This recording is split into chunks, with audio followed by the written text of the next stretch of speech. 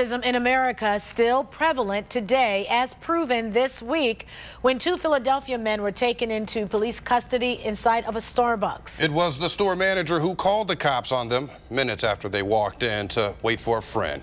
And Bibb joins us now with his perspective. Leon, this just keeps popping up. It certainly does, and I'll tell you, it's being talked about across this nation, coast to coast.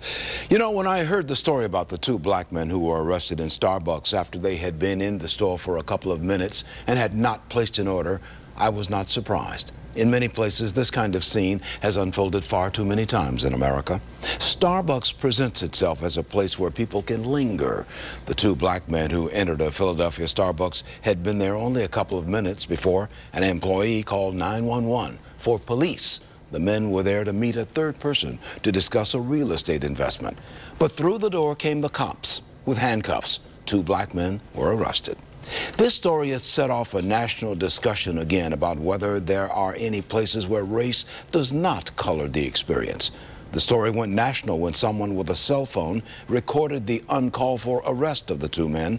Starbucks apologized. So did Philadelphia police. Many whites expressed shock this kind of thing still occurs. I was not shocked, but I was hurt once again. You see, I know hundreds of black men who have similar experiences in many places over the years. Yes, I have my own stories. Well, Starbucks announced it will close its more than 8,000 stores May 29th so that its 175,000 employees can be given anti-bias training. A good move, but it has to go beyond that with that company and with others in this country.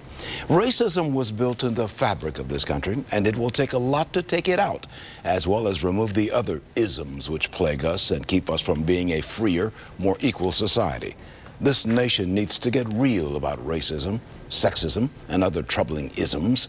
Even in social situations, racism can reveal itself. So businesses have begun to acknowledge the importance of diversity and inclusion and how they should be woven into the fabric of business values, missions, and behaviors. As a friend of mine said it, diversity is being invited to the party. Inclusion is being asked to dance.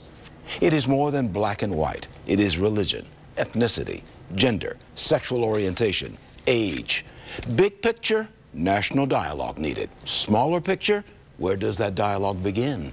It begins with you and me and our neighbors, whether they are next door or next to us at work or school. Company level talks, yes, but also across the backyard fence talks. America's demographics of race, ethnicity, religion, and other areas are changing. We have to find a way to live in equality. So can we talk? That is what the two black men who were arrested had come to Starbucks to do. Talk, as they waited for a third person to join them in their coffee house meeting.